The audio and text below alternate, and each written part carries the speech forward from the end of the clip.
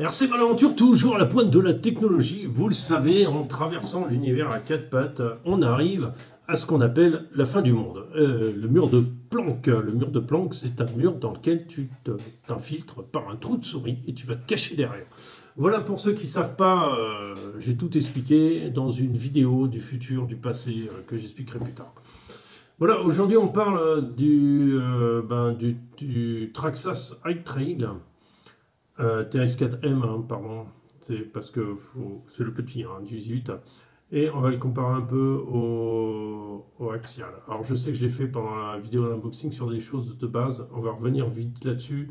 Il y a des choses importantes à savoir, et il y a des choses importantes tarifaires aussi, qui sont importantes à savoir, parce que ça dépend ce qu'on veut faire, ça dépend ce que tu... On va pas dire, je vais pas prendre le truc, c'est bien, c'est pas bien, c'est trop facile, je pourrais faire ça.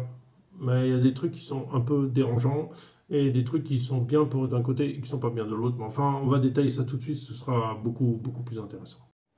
Alors, on voit tout de suite la différence de taille, hein, clairement. Donc, on va parler au niveau de largeur. On est à 120 mm sur celui-là, on est à 127 sur celui-là, donc on est plus large.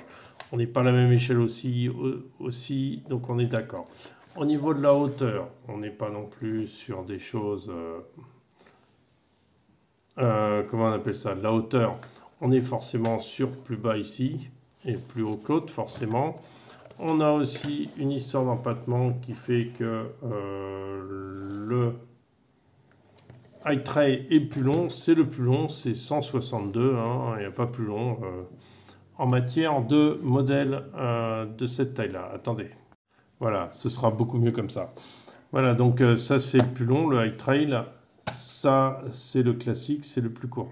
Voilà. Donc il faut savoir que 162, on est à l'équivalent chez Axial du... comment ça s'appelle? Il y a deux véhicules qui sont de cette taille-là. C'est le Power Wagon avec comment on appelle ça? Avec la benne derrière.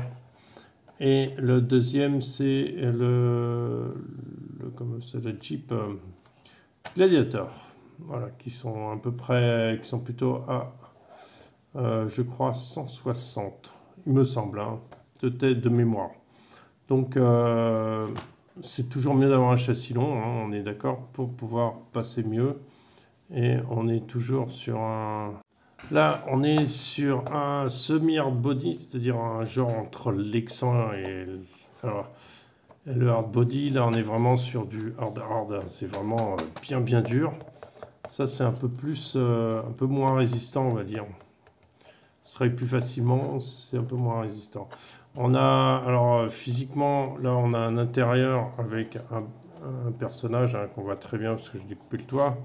Là, ici, il n'y a rien. Il n'y a pas de personnage. Par contre, on a une finition de chrome qui est carrément magnifique. À l'avant, à l'arrière, qui est vraiment très beau.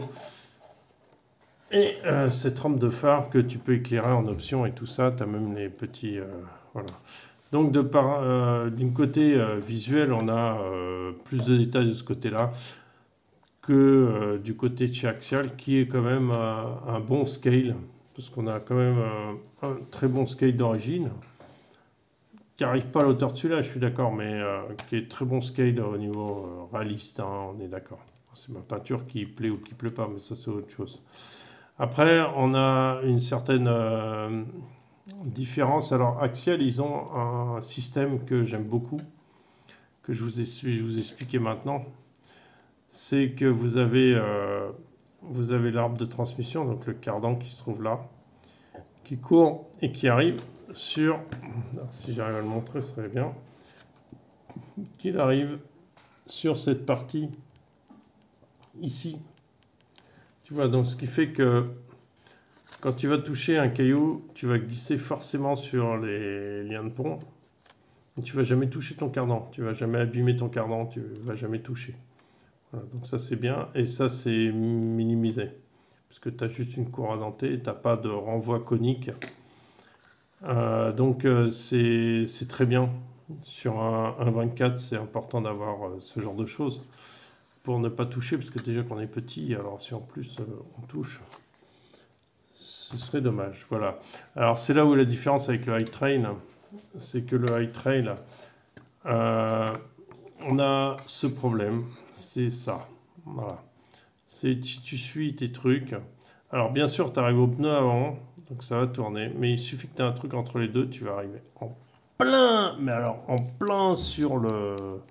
Je pense tous les TRS-4 M, en plein sur ton. Mais alors à fond sur ton cardan, quoi.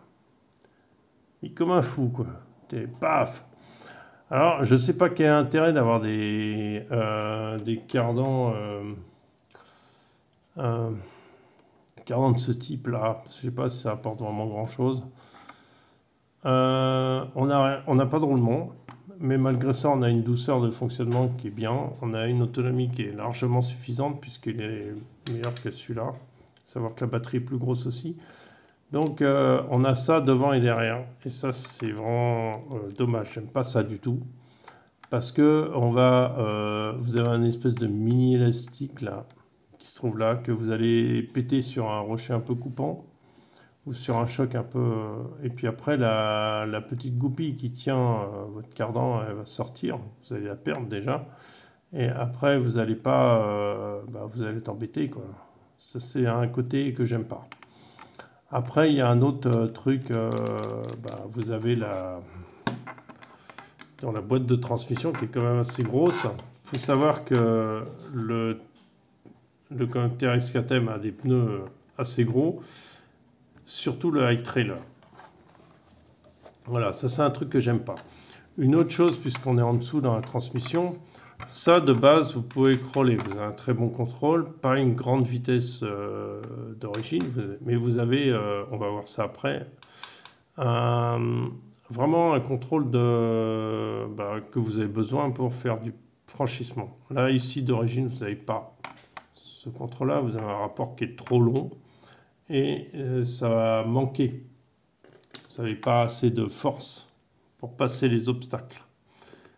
Et ça, il va falloir changer le truc. Alors, c'est pas très cher, mais déjà, il faut changer ça d'origine si vous voulez faire un peu de passage. Mais je pense que le high trailer est plus fait pour aller se balader avec des 1/10, c'est-à-dire faire l'expédition avec du 1/10, que pour vraiment faire du franchissement. Après, il n'est pas nul non plus, hein, complètement.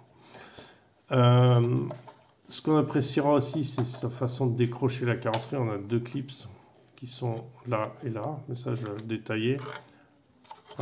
Très simple. Vous pouvez tirer là et tirer là, la carrosserie sort.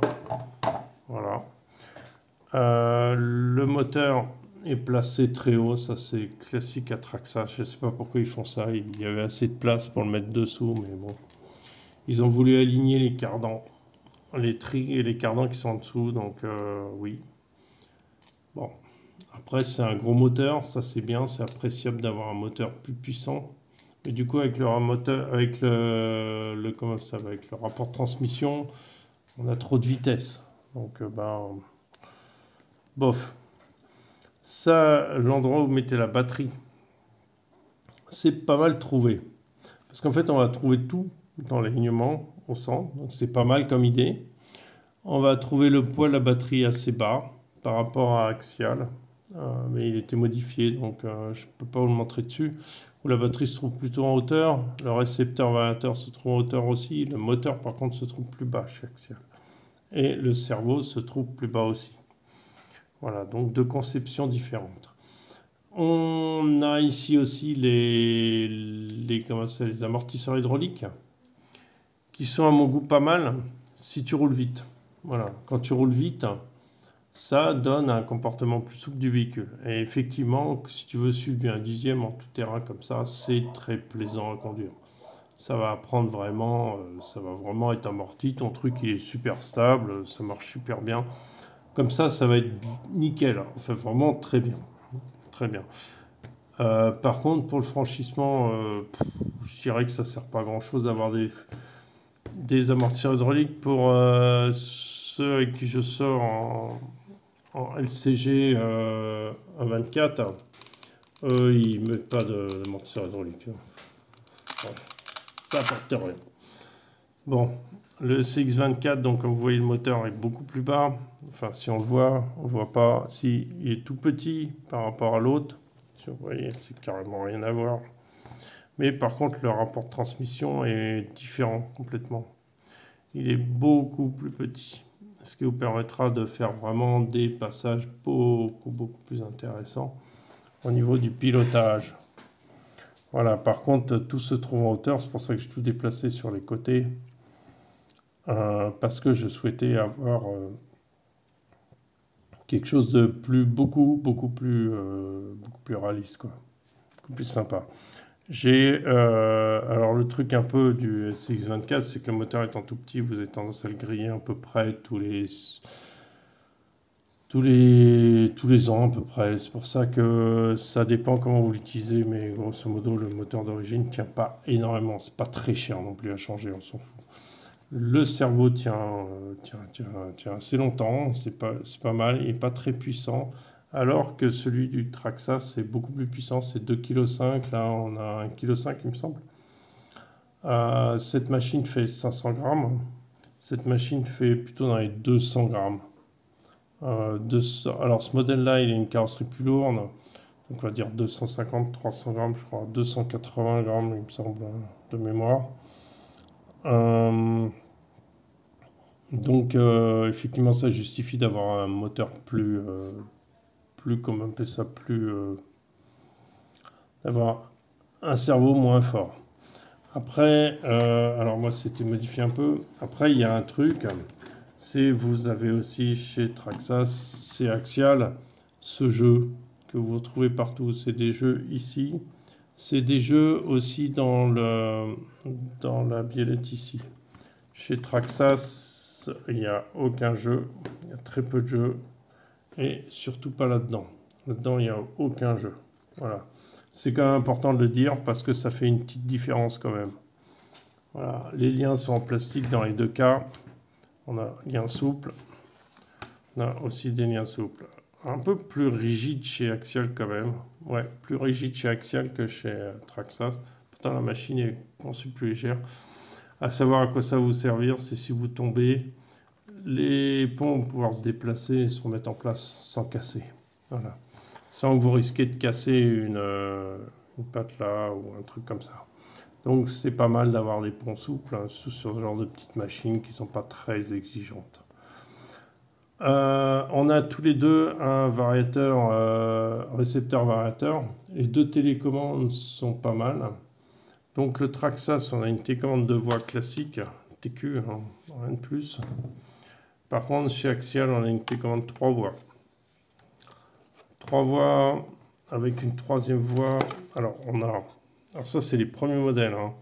Donc on a 3 vitesses possibles pour le moteur, c'est vitesse électronique. Et là, on a une troisième voie qui peut servir à allumer quelque chose ou à l'éteindre. Il me semble que d'origine, ce sont les phares que tu allumes et tu éteins, mais ça fait tellement longtemps que je pense que c'est ça. Savoir que j'ai normalement d'origine, le Banco est livré avec une autre télécommande, mais bon, celle-là, c'est vraiment celle de base de l'ancien modèle qui est simple. Donc c'est pas mal d'avoir 3 voies. Celle-là est très simple à régler. Vous avez les boutons par-dessus. Voilà, tout est là. Tout simple. Là, ici, il va falloir se battre un peu plus parce qu'il y a une histoire de lumière, de machin, de trucs. Mais ça vous permet de toute façon d'aligner le steering, aligner la direction à peu près. Mais vous ne pouvez pas faire les butées. Enfin, il faut jouer avec les petites LED. Donc, c'est un peu plus fastidieux. Qu'est-ce qu'on peut dire? C'est que nous avons d'un côté une transmission très peu bruyante, qui ne fait vraiment pas de bruit. Alors il faut savoir qu'il est neuf, hein. Donc ça peut changer dans le temps quand la graisse sera dissipée. Et vous avez un variateur qui siffle en permanence. En permanence, alors en expédition, c'est pas trop grave parce que vous n'êtes pas aussi près du véhicule que ça. C'est pas, si vous faites du franchissement un peu plus près, quand ça siffle dans l'oreille pendant 2 heures, c'est gavant. Et tous les variateurs de chez Traxxas vont faire, enfin tous les variateurs, le variateur Brookshot, le X5, je sais plus quoi, il fait aussi un bruit de sifflement qui est assez désagréable. Mais une fois que vous êtes un peu plus loin, ça va. Au niveau du contrôle, au niveau de la TQ et de ce variateur, on est très bon. On a un très bon feeling, on a un très bon contrôle, c'est très agréable. Franchement, c'est très agréable, c'est très souple. Voilà, c'est très agréable. Ce variateur, de toute façon, le variateur qui est de Traxxas marche très très bien, hein. Je suis très satisfait de ça. Ils ne sont pas spécialement réglables, mais ils marchent très très bien. Un autre truc, c'est par exemple en parlant du bruit, celui-là ne fait pas de bruit de variateur, très peu, mais c'est coulé par un bruit de transmission. Peut-être parce que je devrais le démonter et le regresser, mais ça fait un gros bruit de transmission qu'on entend bien quand même, hein. Donc c'est un autre type de sifflement, c'est aussi désagréable, donc c'est relativement celui-là du coup au fond du compte, qu'il fait moins de bruit sur la transmission mais plus de bruit sur le variateur. Celui-là il fait plus de bruit au final, enfin vous allez voir. Au final, celui-là il fait plus de bruit. Du coup, ce qui est assez paradoxal, mais bon, c'est comme ça. Au niveau du contrôle de pilotage, tout ça, c'est pas aussi bon que Traxxas. Faut être honnête, c'est pas aussi bon que Traxxas. Les nouvelles générations sont meilleures. Mais la première génération, elles sont pas aussi bonnes que Traxxas. Par contre, on a l'avantage d'avoir le volant que vous pouvez facilement avoir accès à la main. Celui-là, c'est vraiment très très pénible. C'est pas pratique d'une main. Voilà, donc on a fait le tour de ça. Après, il y a l'éclairage dans les deux.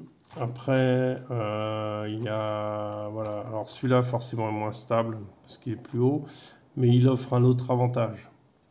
L'autre avantage, c'est son espace qui est en dessous, qui vous permettra d'avoir de faire des passages complètement différents.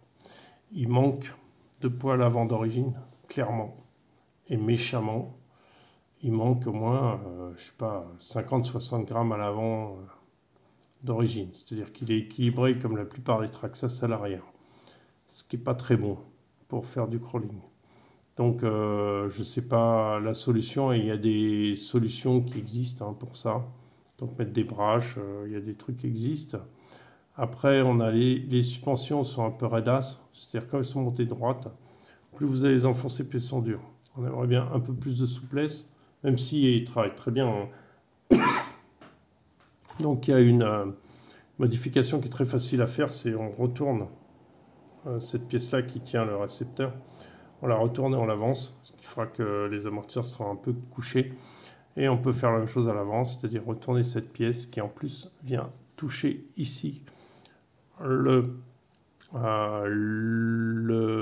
ça s'appelle, le support d'amortisseur. Donc il s'agit de la retourner, de couper ici. Il me semble qu'il coupe ici et il remet ici. Il redescend ici. Alors je ne connais pas toute la bidouille, il y a sûrement des chaînes qui l'ont fait. Moi, je ne vais pas le faire parce que mon but étant de le laisser stock pour le revendre. En fait, si vous êtes intéressé pour le revendre, je le vends vraiment pas cher. Alors, il est tout neuf, il a roulé 1 heure, voilà. Donc, contactez-moi directement. Je vous dirai le prix et tout ça. On s'entend sur l'envoi et le paiement. Voilà, du coup, voilà. Alors, vous allez voir le malaise un peu du contrôle. On va commencer par le petit Traxxas. On va lui mettre sa petite... Alors, je ne vais pas mettre les lampes, hein. Alors, ce qui est bizarre, c'est que tu branches et c'est directement allumé, hein. C'est tout de suite. D'accord? Je ne branche pas l'éclairage, hein. C'est pas grave. Donc, on va lui mettre... On va enlever... On va lui mettre 2 pneus. Je vais essayer d'éclairer un peu plus de ce côté-là. Voilà. Alors toujours, je suis désolé, mais ma caméra, elle n'arrive pas, c'est mon téléphone, il n'arrive pas à gérer le rouge. Il ressort rose et il flash. Donc ça, j'y peux rien. Alors vous avez le cerveau est relativement rapide. Le cerveau est assez fort, hein, assez puissant. Donc vous voyez, là, il siffle, j'avance toujours pas, hein. Voilà. Et je suis obligé de faire ça. Voilà. Alors une fois qu'on est au pied du truc, voilà, on va mettre les deux roues au pied. Ce qui va se passer, c'est là où est le problème de ce rapport long pour crawler. Si vous allez voir comment il va se comporter. Là, j'ai rien. Là, il monte pas. Il monte pas. Il siffle à mort hein, parce qu'il condense. Voilà. Il siffle à mort. Il bouge mais il monte pas. Voilà. Vous avez vu, j'ai monté aux 3/4 et il est passé. Ok, ça c'est problème. Ça c'est un problème pour avoir un bon contrôle de pilotage comme il se doit. Maintenant on va passer au petit axial, hein, puisque je veux bien faire une vidéo bien complète. Alors, il n'y a pas de modification sur le véhicule au niveau de la transmission, juste au niveau des répartitions des masses. J'ai changé plein de trucs, mais voilà. Donc, on y est. Alors déjà, vous allez apprécier le bruit, qui n'est pas le même. Alors là, je vais vous faire pareil. Hein. Là, j'éclaire.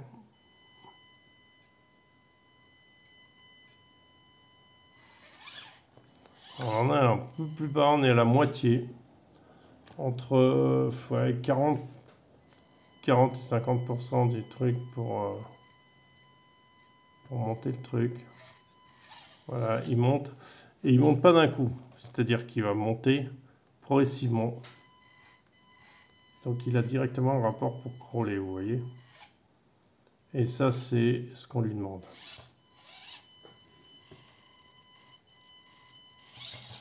Voilà.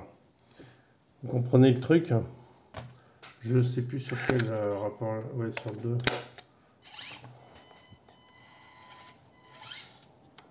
Donc on a un bien meilleur contrôle d'origine.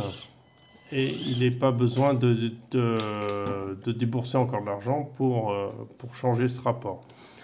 Après, on va mettre un peu en défaut ces deux engins pour que ce soit intéressant aussi. On va essayer de faire un déhanchement qui est intéressant.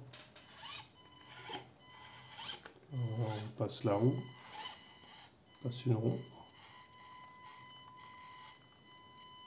on balance. Le cerveau est un peu faiblard, il a du mal à tourner.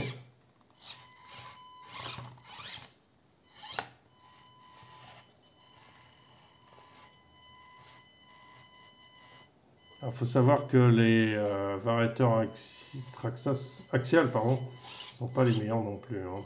Voilà. Voilà, j'ai la télécommande que vous ne voyez pas. Voilà comment ça se passe avec l'axial. Donc je vais le remettre de l'autre côté. Maintenant, on va voir comment ça se passe avec le Traxxas. Le Traxxas étant plus grand, plus haut. Je prends la bonne télécommande. Vous allez voir comment ça se passe. Déjà, il fait un bruit, juste un sifflement. Là, il ne veut pas monter, je suis obligé de donner des à-coups. Voilà, j'ai aucun contrôle réel de ce que je fais.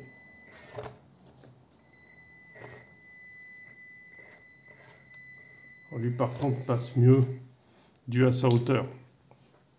Il est beaucoup plus haut. Et ça, c'est un gros avantage pour passer certains obstacles.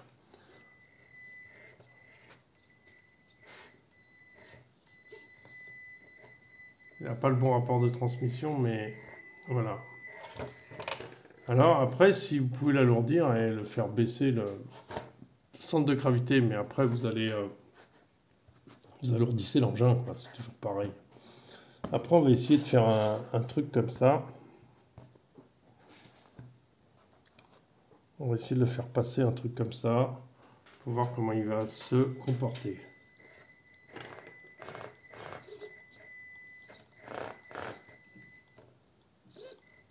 Là, il bloque.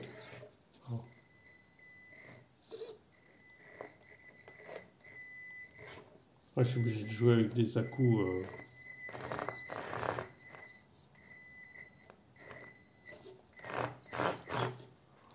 Ouais. En fait, c'est pas ça que je voulais démontrer, mais Il veut pas me le faire. C'est pas ça du tout que je voulais m'en démontrer en fait. C'est que ce que je voulais démontrer, c'est que comme il a une plus grande, en fait, plus grande hauteur, ça lui permet de passer mieux. Oh, pardon. Un accident technique. Le téléphone n'a pas voulu coopérer. Donc on y retourne avec notre ami l'axial. Ça, je ne sais pas du tout s'il va passer, surtout que moi je l'ai rabaissé encore. Comme ça, on a un texte complet. Mais... Alors.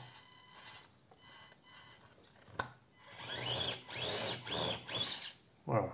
Bon.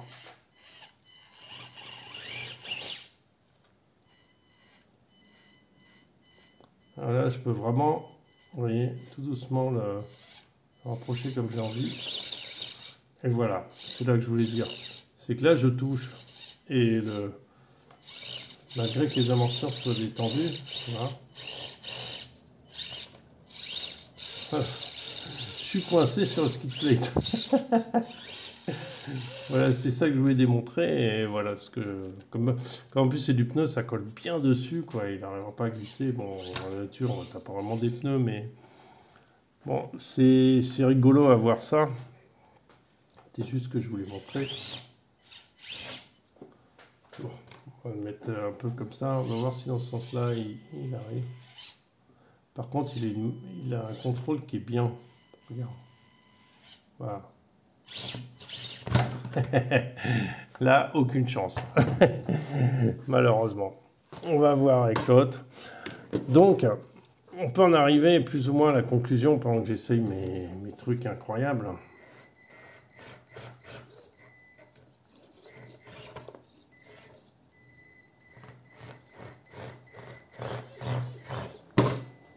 Il fait pareil. Ma conclusion, c'est que personnellement, je pense que le Axial a un meilleur potentiel. Alors, le TRX4, celui-là peut avoir un excellent potentiel, surtout que c'est un peu autre chose qu'un Bronco, qu'une Jeep ou qu'un truc comme ça. C'est un vieux Chevrolet, c'est joli. Si on le modifie en standard, c'est-à-dire si on le redescend, si on lui met des routes plus petites, si tu veux, on peut avoir un super résultat, des beadlock métal, peut-être un pont métal à l'avant pour avoir plus de poids à l'avant et assez bas. On change le rapport de transmission, on met le cours. Donc tu auras à la fois une superbe carrosserie et en plus tu pourras jouir d'un truc un peu qui change. Et je pense que tu peux arriver avec ce châssis à faire quelque chose de très très bien.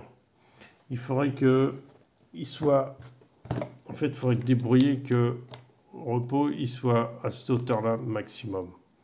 Tu vois, et qu'après, les suspensions commencent à s'enfoncer. Là, je suis embuté des suspensions, tu vois. Donc, ça n'a rien à voir. Après, peut-être d'autres pneus, des pneus moussés. Ceux-là sont pas mauvais, ces pneus. Hein. Rien, loin de là. Hein.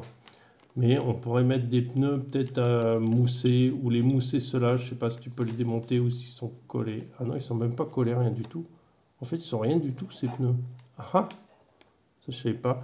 Donc tu peux les mousser, tu peux faire quelque chose peut-être pour un peu plus avoir un truc, les mousser, tiens, je vais peut-être le faire moi. Et tu aurais un autre comportement et un autre truc. Le truc étant de rabaisser le poids et d'arriver à aussi le gagner un peu en flexibilité et surtout lui ramener du poids à l'avant. Après, tu peux avoir un truc super fun. Ça a un gros potentiel. Je pense que celui-là a vraiment un bon potentiel. Un potentiel sympathie aussi. Et, mais avec beaucoup plus d'investissement. Puisque là, on est à plus de 200 €. Et là, tu es à 140 € en partant du modèle de base. 140 € et tu as un truc qui est prêt à fonctionner, prêt à t'amuser. Après, tu peux investir un peu dans pareil, des pitlocks, peut-être des pneus un peu plus performants. Et tu arriveras vraiment à quelque chose de mieux, mais tu n'arriveras jamais au prix de celui-là en fait. En modifiant ça, tu n'arriveras jamais au prix de celui-là modifié. C'est-à-dire tu seras au pire tu arriveras au prix de celui-là neuf comme il est. Voilà, parce que tu as moins de choses à changer. Après, au niveau du côté, qu'est-ce qu'il peut y avoir? Euh, Du côté esthétique, ça c'est à vous de voir, ça je peux pas juger avec vous. Moi je préfère les châssis longs, j'ai pas grand chose à dire dessus. Après, celui-là est très endurant et très fiable. Ça, j'ai rien à dire. L'électronique est pas non plus ultra géniale. Celui-là, l'électronique est un peu mieux, mais c'est pas non plus révolutionnaire. Donc, ça laissera plus de place au bricolage parce que tu passes plus facilement un Hobby-Wing, au moins le 1060 là-dedans avec une autre radio. Peut-être la même en achetant un récepteur. Voilà. Voilà. Perso, je vais préférer l'Axial. Parce qu'il est plus petit et qu'il est loin d'être aussi, il manque, je sais pas, il est toujours aussi fiable, quoi. Après, l'Axial, il y a pas, au niveau budget, il est beaucoup plus bas pour un résultat qui est très satisfaisant. Celui-là, on peut arriver à quelque chose d'un peu exceptionnel, un peu marrant, mais le budget est vraiment au-dessus mais ça peut être sympa de le faire. Voilà, c'est un peu ma conclusion. Après, celui-là, de toute façon, il part à la vente, comme je vous ai dit. Vous pouvez m'envoyer un message si vous êtes intéressé. Il restera d'origine. Il ne roulera plus maintenant, donc vous voyez, il est très propre. Il n'a pas spécialement abîmé. Bon, alors vous, il ressort rose, mais je vous assure, il est bien rouge, hein, il n'y a pas de souci. Les mecs, vous voyez, il n'y a pas d'impact non plus sur comment on appelle ça, sur le pare-choc, c'est plutôt des traces de doigts. Il n'y a pas, tout est là, tout est entier. C'est des trucs qui doivent tomber rapidement. À l'arrière, il est tout nickel. Voilà, donc vous attendez pas un prix comme ici en République qu'on me propose, qui sont ridicules. Voilà, ce sera un prix très très convenable pour du matériel neuf, ou quasiment neuf. Après, voilà, je voulais parler de ça, puisque je les ai reçus, on me les a donnés.